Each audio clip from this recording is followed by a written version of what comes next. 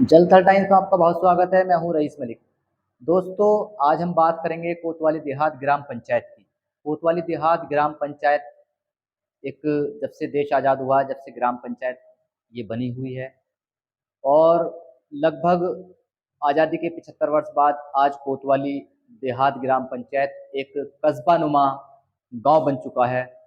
इसे देखने के बाद किसी को भी ऐसा नहीं लगता जो यहाँ से होकर के गुजरता है कि ये एक गांव है, ग्राम पंचायत है। ऐसा लगता है कि ये नगर पंचायत या नगर पालिका है, लेकिन ये नगर पालिका नहीं है, ग्राम पंचायत है।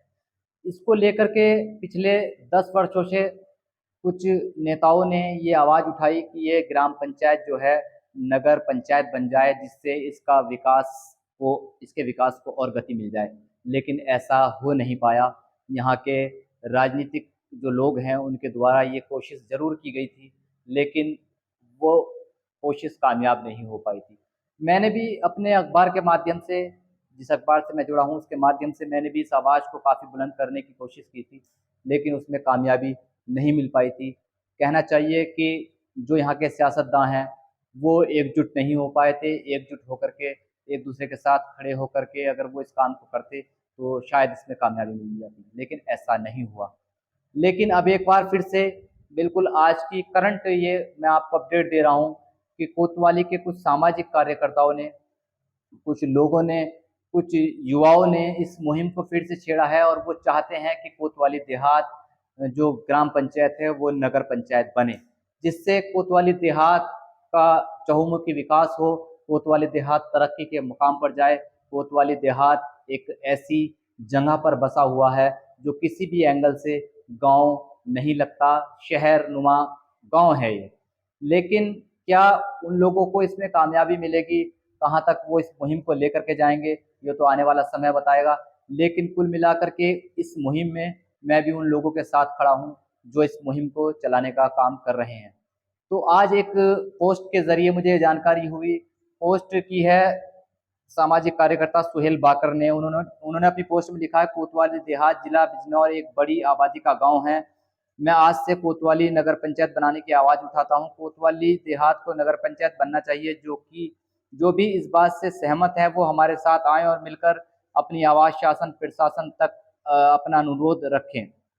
शुक्रिया। सुहेल बाकर, कोतवाली देहात। उन्होंने ये पोस्ट की, इसके जरिए मुझे जानकारी मिली और मुझे खुशी हुई कि किसी न किसी ने इस मुहिम को आगे बढ़ाने का काम किया है। हालांकि उनको कमेंट के जरिए बहुत सारे लोगों ने उनका साथ और समर्थन देने की बात भी कही है। मैंने भी उनका समर्थन देते हुए इस बात को उनकी पोस्ट पर लिखा है और पुरानी जो बातें हैं वो भी मैंने दोहराई हैं कि इसकी मुहिम पहले भी चली थी लेकिन उसमें कामयाबी नहीं मिली थी।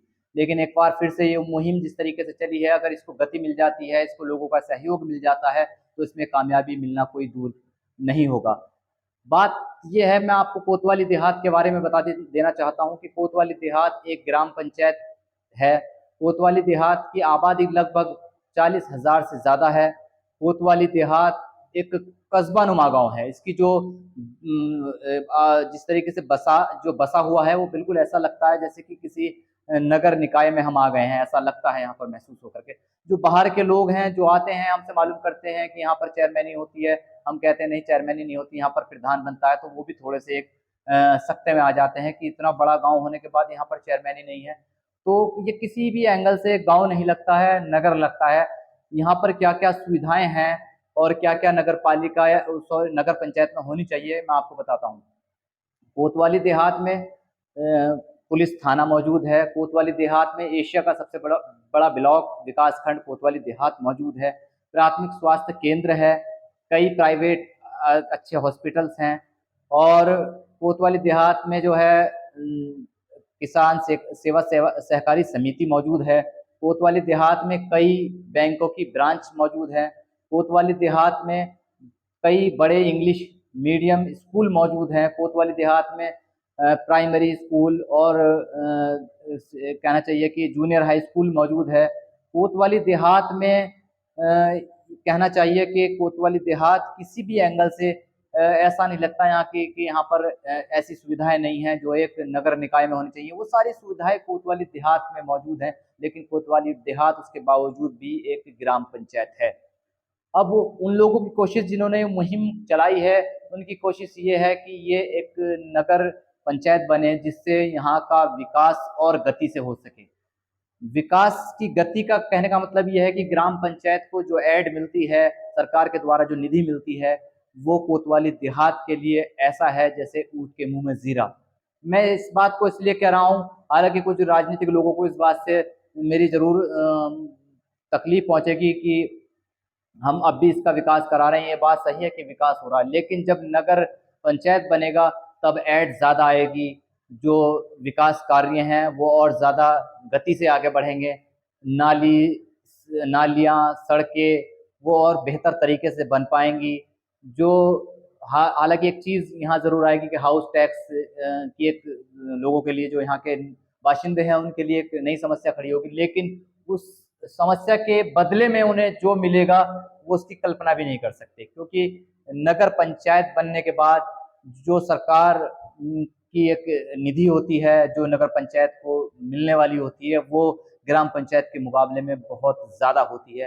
तो इसलिए कोतवाली देहात के लोगों को इस मुहिम से जुड़ना चाहिए और कोतवाली देहात की तरक्की के लिए, कोतवाली देहात की उन्नति के लिए, कोतवाली देहात को और बड़ा बनाने के लिए, कोतवाली देहात के लोगों की तरक्की के लिए इस मुहिम से जुड़ना चाहिए, क्योंकि कोतवाली देहात की जब तरक्की होगी तो रोजगार के भी नए आयाम पैदा होंगे, रोजगार की को भी एक गति मिलेगी नगर पंचायत बनने से। तो दोस्तों, मेरा आज का टॉपिक यही था, लेकिन अगर इस प्रस्ताव को सरकार के सामने ले जाया जाता है तो सरकार इस पर विचार करेगी और विचार करने के बाद अगर इसको नगर पंचायत का दर्जा दे देती है तो ये कोतवाली के लोगों के लिए बहुत बड़ा एक तोहफा होगा। और मैं जहाँ तक समझता हूँ कि कोतवाली देहात को अगर नगर पंचायत बनाने की बात सरकार द्वारा जो है मान ली जाती है तो इसमें कोई दो राय नहीं कि कोतवाली एक बहुत तरक्की याफ्ता गांव ग्राम पंचायत से नगर पंचायत बनेगा, जिससे लोगों को बहुत राहत मिलेगी, लोगों को बहुत जो है तरक्की के रास्ते खुलेंगे। तो मेरे साथ बने रहिए जलथल टाइम्स में, मैं आपको आगे भी अपडेट देता रहूँगा। जिस तरह की भी जो भी एक्टिविटीज़ होगी उसके बारे में मैं आपको जानकारी देता रहता हूँ। कोतवाली देहात से के जो समस्याएं हैं, आसपास की जो समस्याएं, मैं उनको अपने चैनल के माध्यम से उठाता रहता हूँ और लगातार ये काम मैं आपके लिए करता रहूँगा। अब मुझे दीजिए इजाज़त। जय हिंद, जय भारत।